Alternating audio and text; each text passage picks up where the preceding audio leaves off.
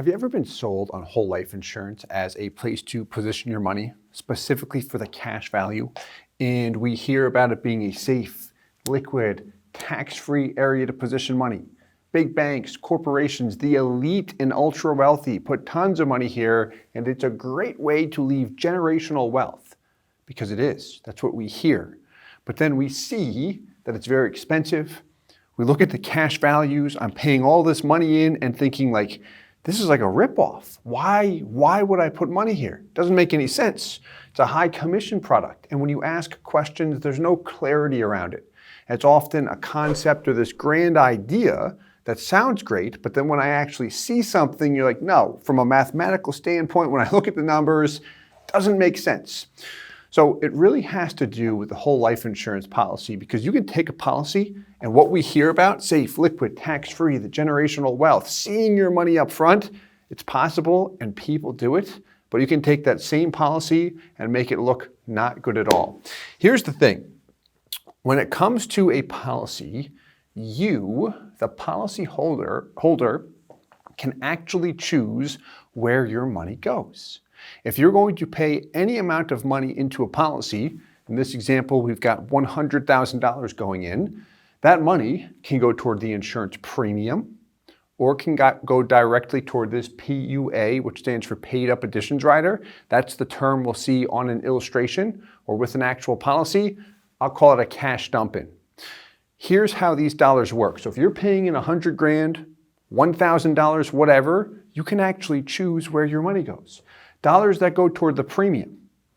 Premium dollars, in respect to your cash value, do not show up in cash value in the first year. Sometimes it's the first 2 years. The reason why is premium dollars primarily purchase me the life insurance policy, the actual death benefit.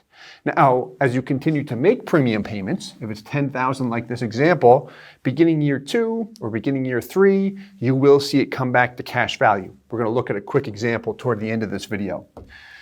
Here's what we always hear here on this point is, okay, that's great with that policy, but I want the cash value.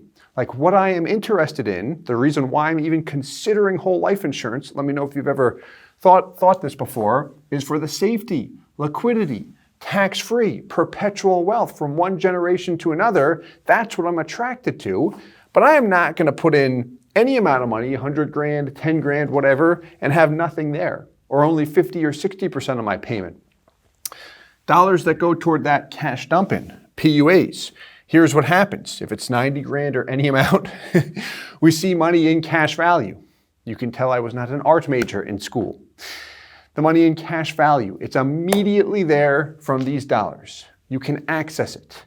It begins to earn the guaranteed rate. It begins to earn any dividends. This is the key to maximizing the cash value and mimicking what the ultra wealthy, what corporations, what big banks do. When we hear all these great stories, they're maximizing this area and minimizing the premium piece.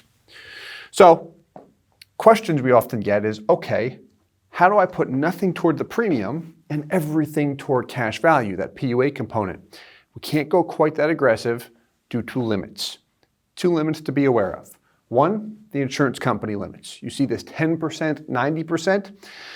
If you were to look at the major mutual companies, the big 4, Mass Mutual, Guardian, New York Life, and Northwestern Mutual, you'll see about that 10-90 blend.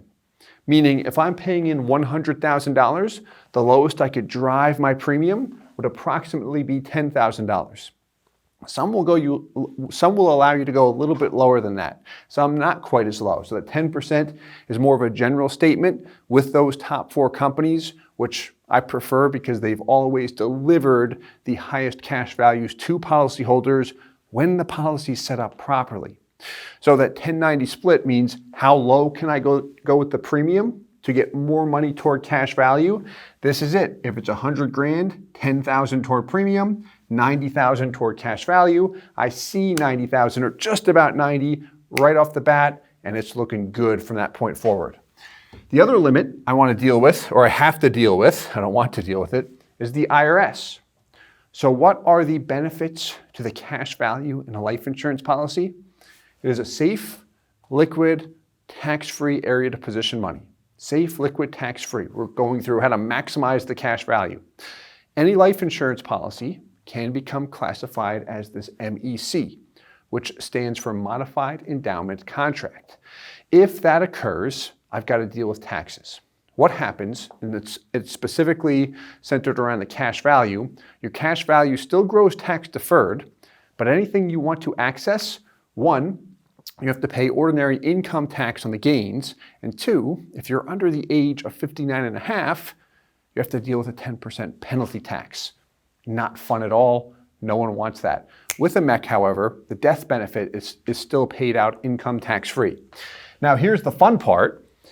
Every policy has a MEC limit, which is exactly what it sounds like. It's a limit that determines the maximum amount of money you can pay into a policy per year, and you can set that limit wherever you want. You'll find that that limit has a direct relationship to an individual's age, gender, and total amount of life insurance. For example, a 50-year-old male, a $2 million death benefit gives him $100,000 in a MEC limit.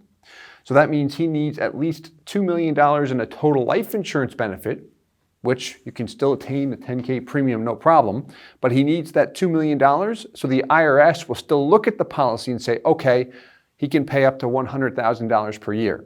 And different age and genders have an impact on that MEC limit. And that age 50 male, that'll change with the new tax law, that 7702 law that passed, but that's additional info. So there's a saying I like a lot, which is people tend to believe what they see, not always what they hear. So can we see some numbers? We explained how to maximize the cash value, which really has to do with minimizing the premium as low as we can go, getting as much money into cash value, which also minimizes the commission as much as possible as well, up front. And one thing I'd like to mention here is I have no problem with agents and advisors earning commissions, but where I do have an issue is if someone wants to purchase a policy and they state, I want maximum cash value. This is my goal. And they're shown or sold something that does not fulfill that goal in order to earn a higher commission. That is where I have an issue with it, to be as transparent as possible there. So let's look at an example. We talked about what a lot of people want. I want this is typically what people want, where we see a 40-year-old male, $100,000 per year going in, just like that example, 100K. First year cash value, just about 90%. We're at 88,000. Breaking even between years 3 and 4. By year 4, I've paid in a total of $400,000 and I have 405. Year 5, I pay in $100,000. I see the cash value grow from 405 to 522. So I get my 100 back and about another $17,000 on top of it. It's compounding. It's doing what it's supposed to. After 10 years, I don't pay anything else in. I can stop earlier. I can keep going. Completely up to me. Where's the money going? Premium, $10,000, or directly toward cash value with that PUA rider. 10% premium, 90% PUA.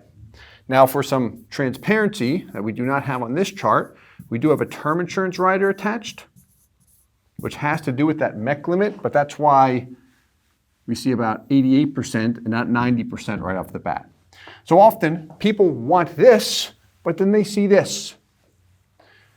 Same exact individual, same exact company, same exact product, assumptions, everything's the same. There is one difference here. Every penny of his payment is directed toward the insurance premium. What happens with premium dollars in the first year? If we go back to that whiteboard, nothing shows up in cash value. A little bit does, but would you want to pay $100,000 into a policy and see $3,300 right off the bat? No. And sometimes we see 100 going in and I see 60 or 70,000 right off the bat. No. How do I maximize it? Again, if cash value is your goal, maximum cash value from start to finish, this type of approach will maximize the value short-term, long-term, especially when we examine the guaranteed values. But we take the exact same product over time. Look at this. Here's the cash value difference. 10 years in. 11 years in, it's about 250 grand. And if you really want to get interesting here or spice things up, let's look at age 85 when we talk about the generational wealth factor. Death benefit with the high cash value policy is almost 7.6 million. With the basic policy, it's about 6.3 million. Same company, same crediting rate assumption, same product for that matter, all the way through.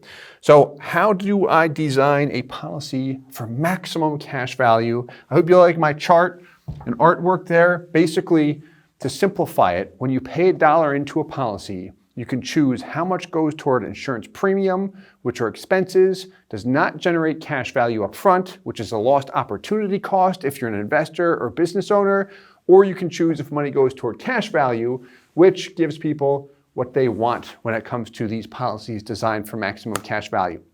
So I hope you enjoyed this video. If you did, please hit the like button, subscribe, and as always, I hope this helps. Thanks so much. Hey guys, Steve Parisi here. If you enjoyed the content you just saw, please subscribe, like, and hit the notification bell for future videos. If you'd like more information or to see some custom policies for yourself, feel free to call or email our offices at the contact information below.